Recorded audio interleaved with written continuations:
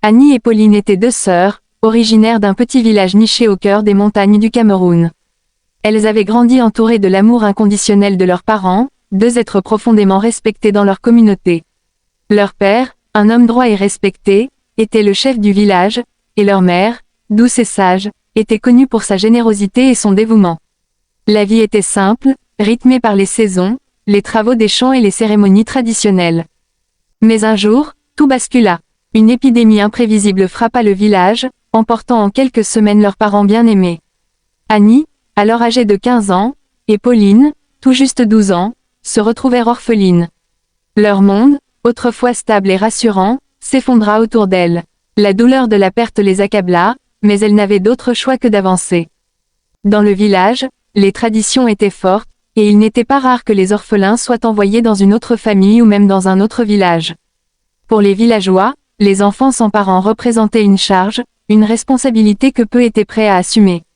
Et bien qu'elles eussent grandi ici, il fut décidé qu'Annie et Pauline devaient partir. Elles furent confiées à une tante éloignée, une femme stricte et austère vivant dans un village à plusieurs jours de marche.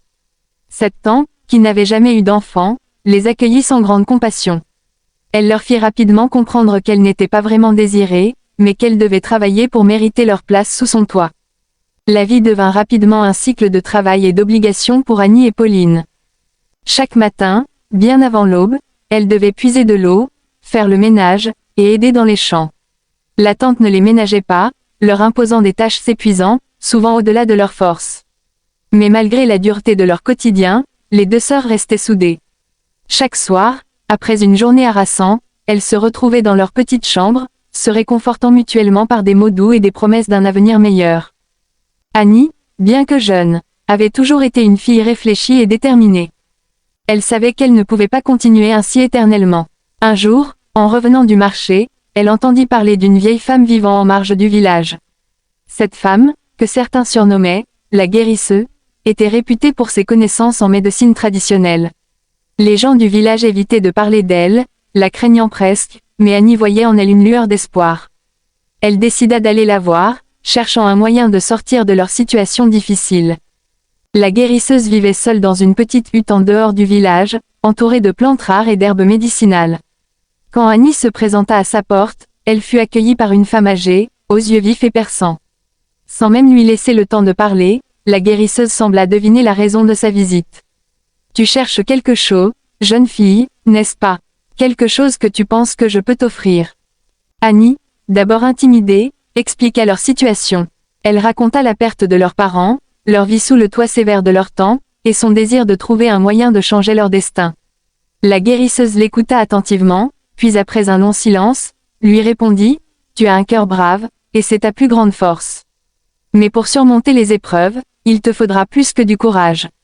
Il te faudra de la patience, de l'intelligence, et surtout, beaucoup de persévérance. » Annie, reconnaissante pour ses conseils, commença à rendre visite à la guérisseuse régulièrement. Peu à peu, elle apprit l'art des plantes, des remèdes naturels, et des rituels de guérison. Ce savoir ancestral, transmis de génération en génération, devint une nouvelle lueur d'espoir pour elle. Mais la route était longue, et la guérisseuse, bien qu'impartiale, mettait souvent Annie à l'épreuve, lui demandant de surmonter ses propres peurs et d'apprendre à faire confiance à son instinct. Pendant ce temps, Pauline, plus jeune, voyait sa sœur s'éloigner peu à peu dans ce monde mystérieux de la guérisseuse. Elle se sentait souvent seule, abandonnée, mais elle ne doutait jamais de l'amour de sa sœur. Pauline, malgré sa jeunesse, comprenait que ce que faisait Annie était pour leur bien à toutes les deux. Alors, elle patientait, continuant de travailler dur, en attendant que les choses changent. Un jour, une terrible nouvelle secoua le village. Un enfant, tombé gravement malade, ne répondait à aucun traitement. Les villageois, désespérés, ne savaient plus vers qui se tourner. La tante d'Annie, ne voyant aucune autre solution, suggéra d'aller voir la guérisseuse. Mais cette dernière, affaiblie par l'âge, refusa de quitter sa hutte. Ce fut alors qu'Annie, encouragée par ce qu'elle avait appris, se proposa de soigner l'enfant. Les villageois, d'abord sceptiques, lui donnèrent une chance, surtout par manque d'alternative. Annie prépara un remède avec les plantes que la guérisseuse lui avait montrées. Elle resta auprès de l'enfant, veillant sur lui jour et nuit. Après plusieurs jours d'incertitude, l'enfant commença à se rétablir.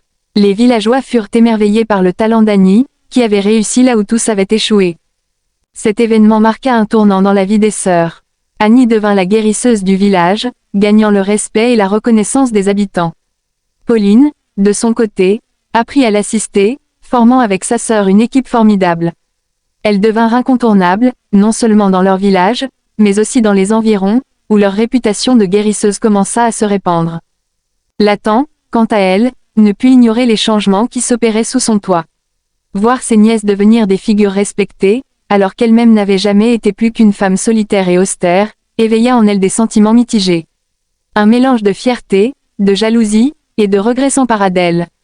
Elle commença à traiter les sœurs avec un peu plus de douceur, mais la distance émotionnelle restait palpable. Au fil des années, Annie et Pauline transformèrent leur petite maison en un lieu de guérison et de refuge pour ceux dans le besoin. Les villageois, qui autrefois les considéraient comme un fardeau, venaient désormais chercher conseil et remède. Les sœurs avaient réussi à inverser la perception du village, passant de simples orphelines à des figures essentielles de la communauté. Mais malgré tout ce succès, un vide persistait dans leur cœur. Annie, désormais une jeune femme, se rappelait souvent les moments heureux passés avec leurs parents. Elle se demandait ce qu'ils auraient pensé de leur parcours, de leur évolution. Elle se promettait alors de ne jamais oublier d'où elle venait, et de toujours honorer la mémoire de ceux qui leur avaient donné la vie. C'est dans ce contexte qu'une autre épreuve les attendait. Un jour, un étranger arriva au village, un homme mystérieux qui semblait en savoir long sur elles. Il prétendait connaître leur histoire, leur passé, et avoir des informations cruciales sur leur famille. Annie, méfiant, ne savait si elle devait lui faire confiance. Mais cet homme, avec ses récits troublants, réveilla en elle des questions qu'elle avait longtemps enfouies. L'homme raconta comment leurs parents, loin d'être des villageois ordinaires, avaient été liés à une ancienne lignée de guérisseurs.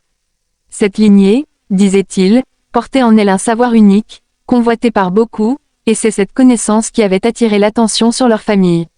Les événements qui avaient conduit à la mort de leurs parents n'étaient peut-être pas aussi simples qu'ils le pensaient. Ces révélations secouèrent Annie. Elle se mit à fouiller dans les anciens documents, dans les histoires racontées par les anciens du village, cherchant à comprendre la vérité. Pauline, bien que plus jeune, ressentit le poids de ce secret et chercha à soutenir sa sœur autant qu'elle le pouvait. Leur quête de vérité les mena à découvrir des aspects de leur famille qu'elles n'auraient jamais imaginés.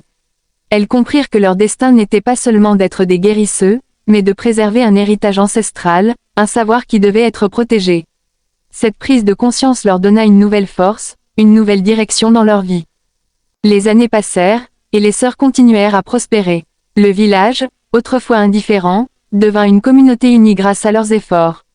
Les villageois les respectaient non seulement pour leur savoir, mais aussi pour leur courage et leur détermination à surmonter les épreuves. Annie et Pauline, ayant transformé leur douleur en force, devinrent des exemples de résilience pour tous ceux qui les connaissaient.